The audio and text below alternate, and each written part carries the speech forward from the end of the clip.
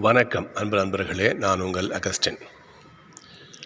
நாம் இப்பொழுது புதுச்சேரியில் இருக்கின்ற அற்புதமான ஒரு தேவாலயத்தில் இருக்கிறோம். மிக மிக அற்புதமான கலை வேலைப்பாடுகள் நிறைந்த ஆலயம் இது. நம்ம பார்க்கவே கண் கோடி வேணும்னு சொல்லுவாங்க இல்லையா, அதை போல் அற்புதமான பார்க்கின்றவர்கள் உள்ளத்தை நெகிழ வைக்கக்கூடிய கலை அம்சம் கொண்ட அற்புதமான ஒரு ஆலயம் அது. புதுச்சேரியில் இருக்குது, பாண்டிச்சேரியில் பழைய துறைமுகத்தை ஒட்டி இருக்கின்ற இந்த ஒரு பங்கு. இந்த பங்கினுடைய பெயர் உப்பளம்னு சொல்லுவார்கள். உப்பளம், இந்த பங்கு பாரிஷ் பேர் உப்பளம் பங்குன்னு சொல்லுவாங்க. அந்த பங்கில் இருக்கின்ற புனித சவேரியார் ஆலயத்தில் இருக்கின்றோம். அற்புதமான, நீங்கள் பார்த்தாலே தெரியும் உங்களுக்கு எந்த அளவுக்கு இந்த ஆலயத்தை வடிவமைச்சிருக்காங்க பாருங்கள். மிக மிக அற்புதமான ஆலயம். தூய சவேரியார் திருநாமத்தை கொண்டு இந்த ஆலயம் இயங்கிக் கொண்டிருக்கிறது. மக்களுக்கு அருளாசியை தூய சவேரியார் பெற்று கொடுத்து கொண்டிருக்கிறார்னு சொல்லலாம். இது ஒரு சகோதரர் ஒரு கண்ணாடி பேடையை தொட்டு வணங்கி கொண்டிருக்கார் பார்த்தீங்களா.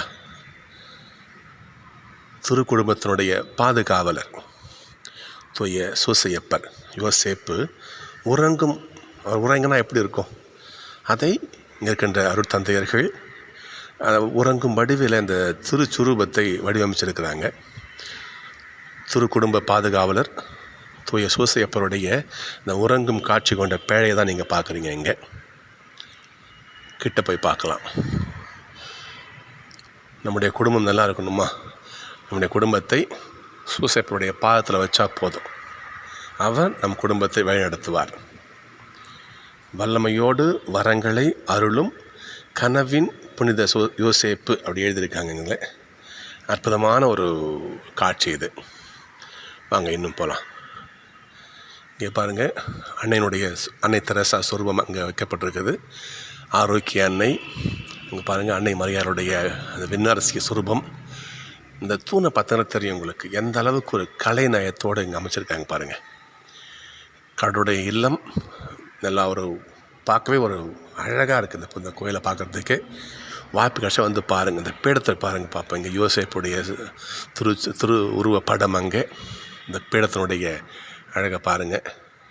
அங்கே பாடப்பட்ட சுரூபம். இங்கே மேலே விதானத்தை பாருங்கள் பார்ப்போம்.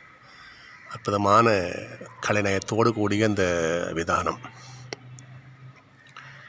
ஸோ கடவுளுடைய இல்லம் அழகாக அலங்கரிக்கப்பட்டிருக்குது, அதான் சொல்லணும். சவேரியார் திருநாமம் கொண்ட அந்த ஆலயமானது இவ்வளோ அற்புதமாக, இன்னும் பீடம் கிட்ட போனால் அந்த நற்கருணை பேழையை பாருங்கள். ரோமாபுரி ஆலயம் மாதிரியே வடிவமைச்சிருக்காங்க. அந்த அற்புதமான ஒரு என்ன சொல்கிறது, பார்க்கவே நமக்கு ரொம்ப ஒரு நல்லா இருக்குது. இரக்கத்தினர் ஆண்டவருடைய திருச்சுரூபம், இந்த பீடம் அற்புதமாக இருக்கின்ற இந்த ஆலயத்திற்கு வாய்ப்பு கிடைச்சா வந்து பாருங்கள். மிக மிக அழகாக இருக்குது பார்க்கவே. இன்னும் பாருங்கள், இன்னும் கிட்ட போகலாம். பீடத்தினுடைய இங்கே உயிர்த்த ஆண்டவருடைய எங்கள் திருச்சுரூபம் எல்லாரும் நல்லா இருக்கணும் ஆண்டவரே. அற்புதமான முகப்பு காட்சி, பீடத்தினுடைய முகப்பு காட்சி. முன்ன சொன்னேன் இல்லையா, இந்த திருச்சுரூபத்தினுடைய அந்த தூண்கள் அற்புதமாக. இங்கே தெரசம்மாவுடைய திருச்சுரூபம்.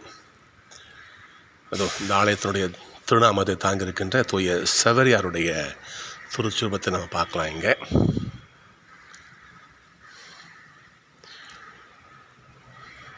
இந்தியாவில் கிறிஸ்துவம் தழை துவங்கி இருக்குன்னா இவர் இல்லாமல் அது நடந்திருக்கான்னு சொல்லலாம். அந்த அளவுக்கு ஆண்டவரை அறிவித்த, இந்தியாவிலே ஆண்டவரை அறிவித்த நபர்களில் மிக மிக அதாவது நீக்கப்பட முடியாத ஒரு நபர் தூய சவேரியார். அவருடைய திருவுருவத்தை இப்போ நீங்கள் பார்க்குறீங்க, திருச்சுருவத்தை பார்க்குறீங்க நீங்கள்.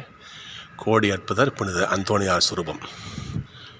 நம்ம இன்னொரு முக்கியமான இடத்துக்கு போகிறோம். இப்போ நம்ம போய் பார்க்கலாம் அந்த இடத்த என்னன்னு சொல்லிட்டு. இந்த ஆலயத்தினுடைய மகிமை உங்களுக்கு தெரியணும் இல்லையா, அதுக்கு தான் சொல்கிறேன். இங்கே பாருங்கள், அற்புதமான ஒரு காட்சி.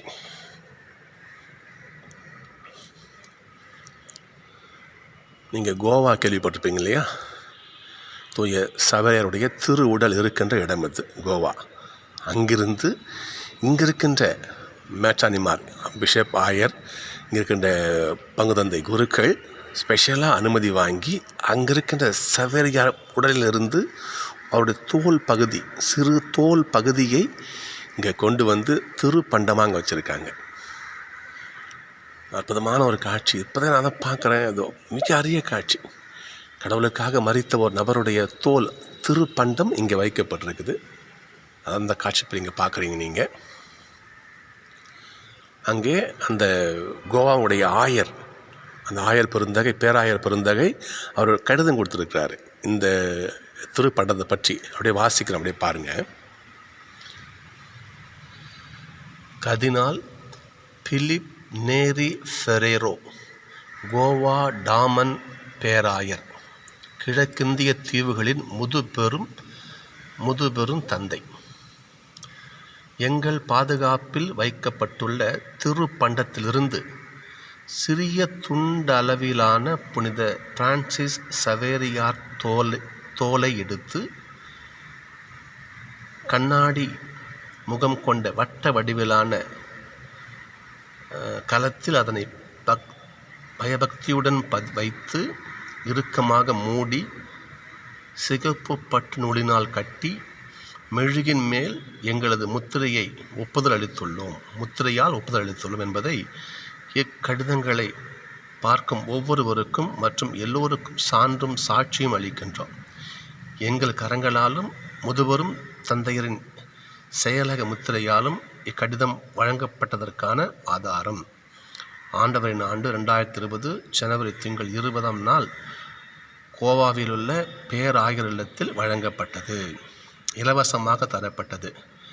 பிலிப் நேரி ஃபெர்ரோ, அவர் ஆயருடைய பேராயருடைய கையொப்பம் இங்கே இருக்குது. இங்கே தமிழும் வைக்கப்பட்டிருக்குது, இங்கே ஆங்கிலத்திலும் இந்த கடிதம் வைக்கப்பட்டிருக்குது.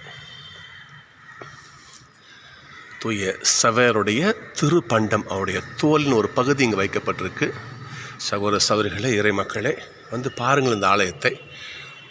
தூய சவேரியாரின் திருப்பண்டம் இருக்கும் ஆலயம் பாண்டிச்சேரியிலே உப்பளம் பங்கு. இது வாய்ப்பு கிடைத்தால் பாண்டிச்சேரிக்காக வந்திருப்போம் நம்ம.